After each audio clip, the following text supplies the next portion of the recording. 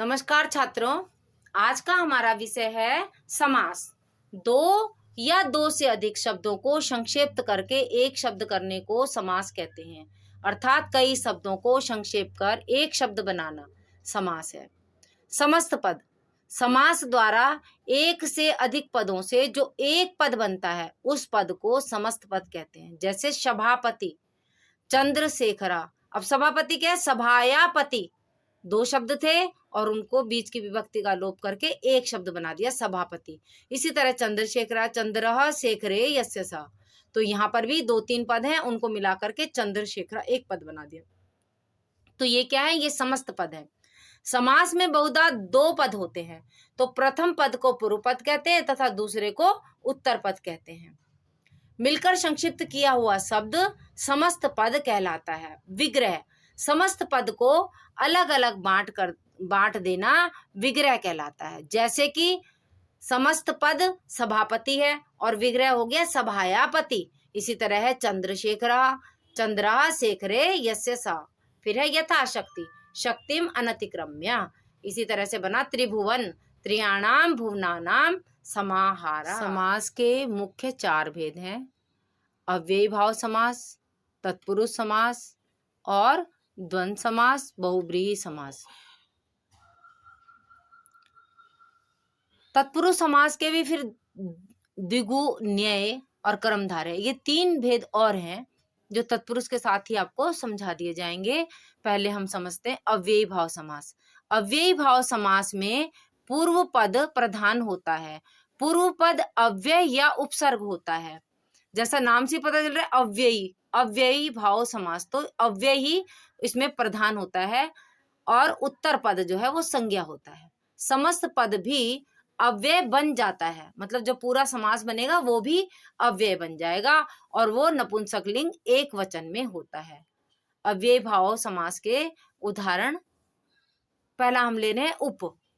समीप अर्थ में उप अव्यय का प्रयोग होता है। जैसे गुरो समीपम उपगुरु, ग्रहस्य समीपम उपग्रहम, गंगाया समीपम उपगंगम। अब गंगा जो है वो स्त्रीलिंग शब्द है, लेकिन जो समस्त पद बना वो नपुंसकलिंग एक वचन में आया, उपगंगम। नगरस्य समीपम उपनगर। अनु, अनु पश्चात अर्थ में अनु के साथ समास होता है। जैसे विष्णु पश्चात अनु विष्णु, गंगाया पश्चात अनुगंगम। योग्यता अर्थ में भी अनु के साथ समास होता है। गुणानाम योग्यम अनुगुणम, रूपस्य योग्यम अनुरूपम। समीप अर्थ में भी अनु के साथ समास होता है। जैसे ग्रहस्य समीपम अनुग्रहम, यमुनाया समीपम अनुयमुनम। प्रति, प्रति मतलब दोहराना। दोहराना अर्थ में प्रति का समास होता है। एकम एकम इति प्रत्येकम, इति की जगह प्रति भी लग सकता है, दोनों ही सही है। दिनम दिनम इति प्रतिदिनम, क्षणे क्षणे इति प्रतिक्षणम, अर्थम अर्थम इति प्रत्यर्थम।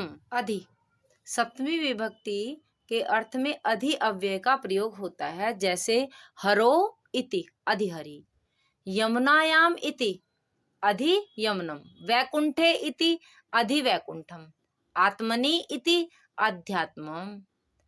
दुर निर, अभाव अर्थ में दुर और निर का प्रयोग होता है।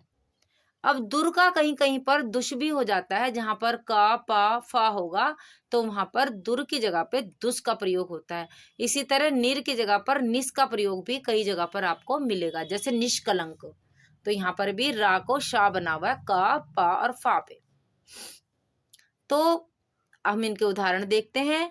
कालस्य अभावा दुष्कालम, इसी तरह से फलानाम अभावा दुष्फलम, भिक्षाया अभावा दुर्भिक्षम, जलस्य अभावा निर्जलम, जनानाम अभावा निर्जनम, निर्जन बोलते हैं जंगल के लिए ना, जहाँ पे आदमी होते ही नहीं है। मक्षिकाणाम अभावा निर्मक्षिकम। सा मतलब सहितम या सह के अर्थ में के लिए स्व उपसर्ग के साथ समास होता है। जैसे परिवारेण सहितम, चित्रेण सहितम। तो परिवारेण सहितम का हो जाएगा सपरिवारम और चित्रेण सहितम का हो जाएगा सचित्रम।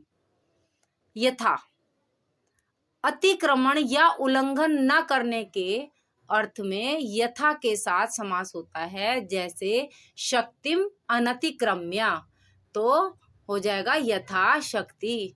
इसी तरह से है विधिम अनतिक्रम्या, यथा विधिम। अगला है शास्त्रम अनतिक्रम्या, यथा शास्त्रम। समयम अनतिक्रम्या, यथा समयम। तो ये था अव्ययी भाव समास। अगले समास के साथ हम फिर से उपस्थित होंगे। धन्यवाद।